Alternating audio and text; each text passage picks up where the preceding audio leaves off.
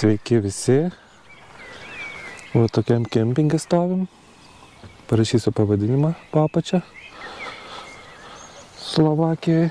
Kaina nakčiai 2 žmonėm plus dušas 24 eurai. Tai va, čia yra prie pat įvažiavimo į kempingą galima išsipilt vandenį. Čia labai gerai padaryta, galima įsipilt. Šlangiukas iškart pakabintas, nereik savo. Čia pavėsinių yra galima pasėdėti. Dar vienas geras dalykas, kad yra indams plauti kriauklės ir išsipilti kemperio tūliką. Iškart čia apsiplauni. Irgi puiku. Toliau yra tualetų zona. Va kiek jų švarus. Nieko negalima pasakyti. Puikiai padaryta. Kriauklės, veidrodžiai. Super. Švaru šiaip.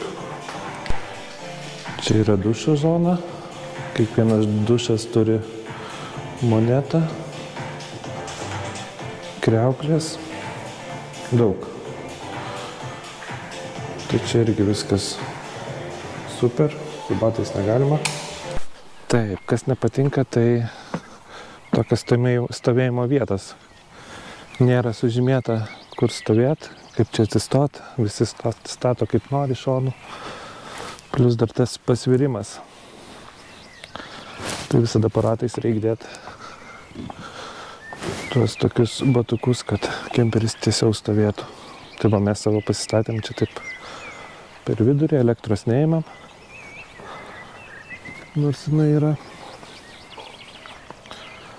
Tai va, o čia taip pat parodysiu, kaip mes pasistatėm. Šalia išvažiavimo.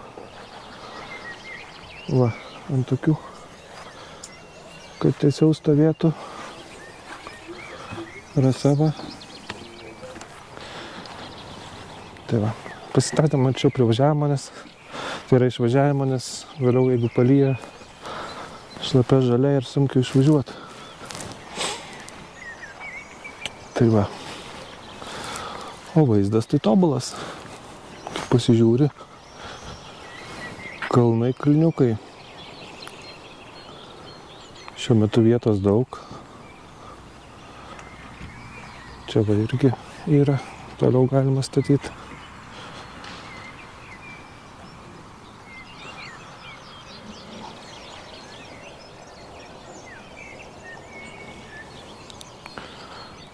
Ko negyvent. Šiaip galėtume ilgiau pabūt, bet kažkaip norisi toliau važiuoti.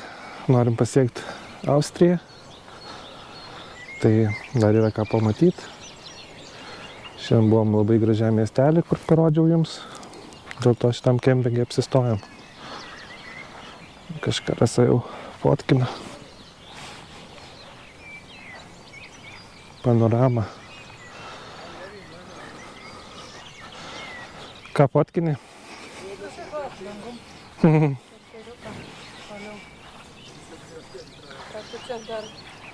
Pafilmavau, papasakojau apie kempingą.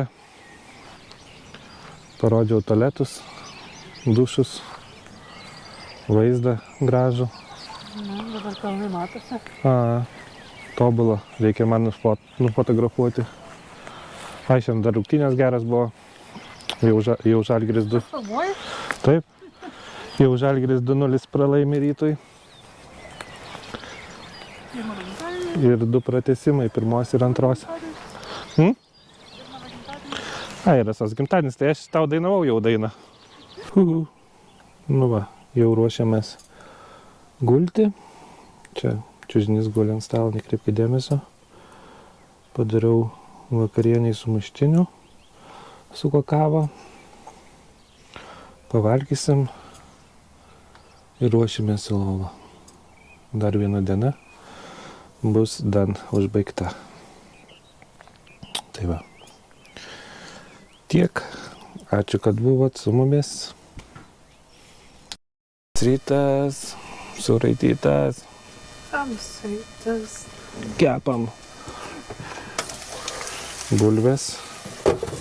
Ir padarysim bulvę apkepą. Čia kiaušinių grietinė krapais. Va tokie pusryčiai pas mus.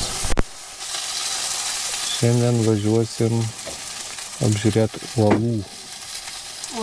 Urvų. Prie Vengrijos sienos. Prie Vengrijos sienos. Va, Rasa iškepė bulvių pyragą. Valgysim. Rasa jau valgava likučius. Gerai atrodo. Bus, tikiuosi, ir skanu. Bus skanu. Bus. Nu gerai, pažiūrėsim. Tavo kulinarinis sugebėjimas. Reikia dar daržovių. Prie daržovių. Daržovių, prie daržovių. Gerai. Jau noriu valgyti kažkaip alkanas, nors dar pas mus, kiek čia, 9, 10 jau. O, tai jau viskas. Iki skanaus.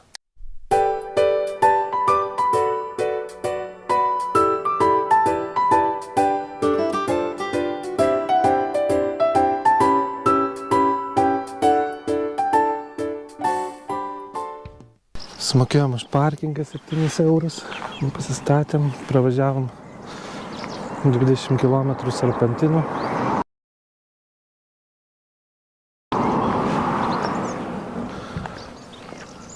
Ir einam į urvus.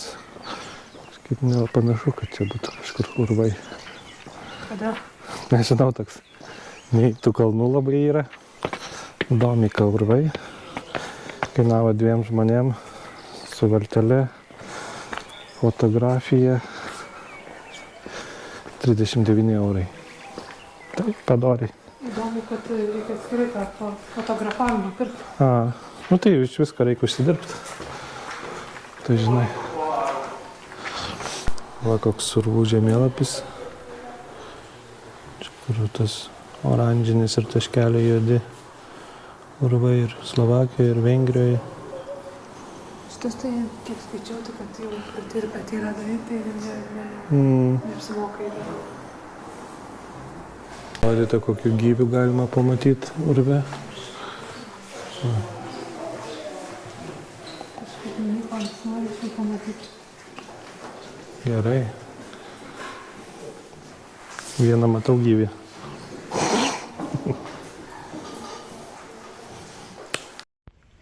Pri objavení, či pri vykopávkach našli 300 kusov buď takýchto čriep, alebo aj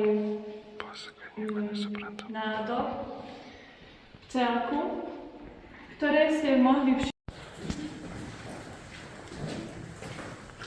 Einam urvais, kažkur čia mus veda. Darau interviu su telefonu.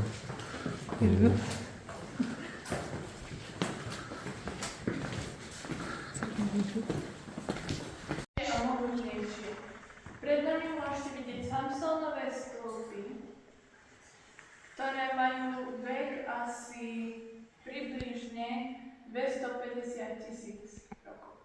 V tom dome.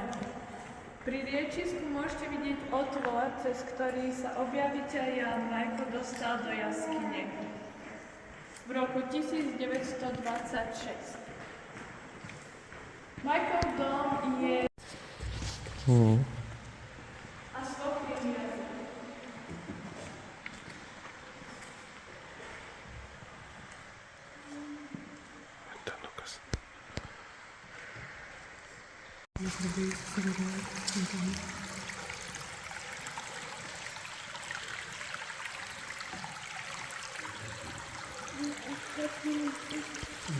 Môžete všimnúť také čierne bodky alebo čiary, to sú stopy po záplavách. Potade siahala výška hladiny vody.